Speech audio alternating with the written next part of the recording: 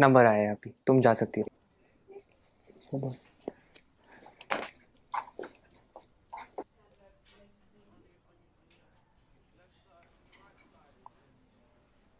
आप software engineer हो क्या? आप लोगों ने देश में कितनी तरक्की लाई है, सब कुछ कितना एडवांस हो गया है। थैंक्स। आप लोगों को देख के तो मैं एकदम हैरान हो जाता हूँ। आप कंप्यूटर में अंदर कुछ कोड करते हो और बाहर दुनिया बदल जाती है। इतना आसान नहीं है दोस्त, ये कुछ कोड का काम नहीं है, काफी मेहनत जाती है इसके पीछे। कॉम्प्लिकेटेड है, काफी कॉम्प्लिकेटेड। वाकई, इसीलिए तो आपको इतनी तनख्वाह मिलती होगी ना। Why does everyone just sees the money in it? इसके पीछे की मेहनत कोई नहीं देखता। हम हिंदुस्तानियों की सोच ही छोटी है। जस्ट बिकॉज मैं पूरा दिन एसी ऑफिस में होता हूँ और ऑब्वियसली मुझे पसीना तो आता ही नहीं होगा, राइट? आप लोगों को ताकत यूज करनी होती है, हमें दिमाग लगाना होता है। ये बाल सफेद ऐसे ही नहीं होते। Let me give you an example. वो ईसीजी मशीन देखो, सब कुछ कंप्यूटराइज्ड है। आपके बॉडी में क्या क्या चल रहा है सब कंप्यूटर से निकाल सकते हैं। प्लेन की, ट्रेन की, लाखों रिजर्वेशन ऑनलाइन होती है।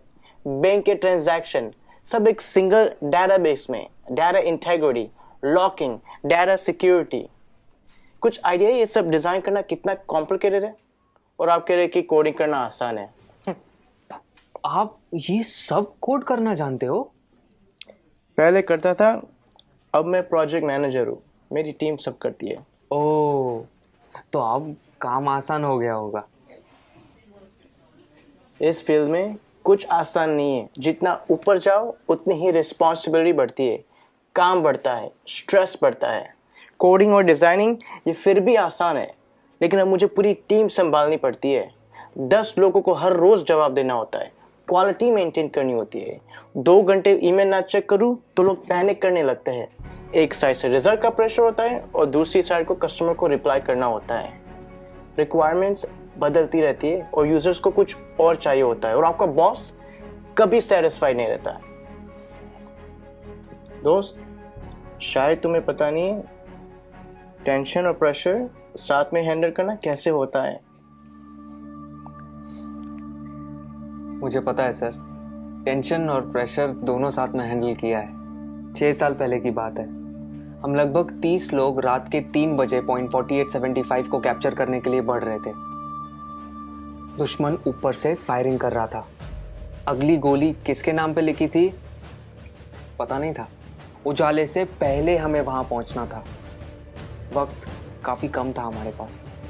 होश तो तब आया जब अगले दिन हम चोटी पर तिरंगा लहरा रहे थे, और तब हम बचे 30 नहीं, 4 लोग थे। आप Subedar Sushant from 13 Jammu and Kashmir Rifles on duty at peak 4875 in Kargil. मुझे बताया गया है कि मेरी टर्म पूरी हो गई है और अब मुझे सॉफ्ट असाइनमेंट का ऑप्शन दिया जाएगा। पर आप ही बताइए सर, काम आसान करने के लिए कोई अपनी ड्यूटी छोड़ सकता है क्या? उस दिन हमारा एक जवान दोस्त बर्फ में जख्मी पड़ा था। उस पर दुश्मन की गोलियां चल रही थी। हम सब बंकर के पीछे छुपे हुए थे। उसे बचाना मेरा कर्तव्य था और मैं उसे बचाने जाने वाला था, मगर मेरे कप्तान ने मना किया और कहा कि तुम नहीं जाओगे। मैंने इस यूनिफॉर्म में सबसे पहली कसम ये ली थी कि देश की सुरक्षा के बाद मेरे आदमियों की सुरक्षा सर्वोपरि है। ये कह के वो खुद चले गए। उस जख्मी जवान को बचाते बचाते हमारे कप्तान शहीद हो गए।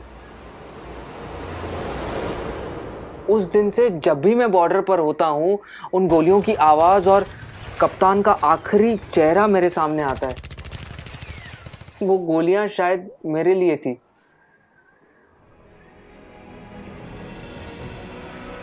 टेंशन और प्रेशर दोनों के साथ काम करना जानता हूं मैं। Sir, please go on. Yeah, sure.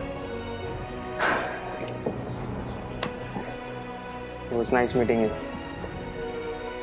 Thank you for your service. जय हिंद। जय हिंद।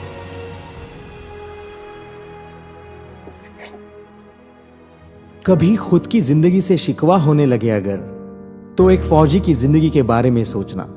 खुद की हर मुश्किल आसान लगेगी।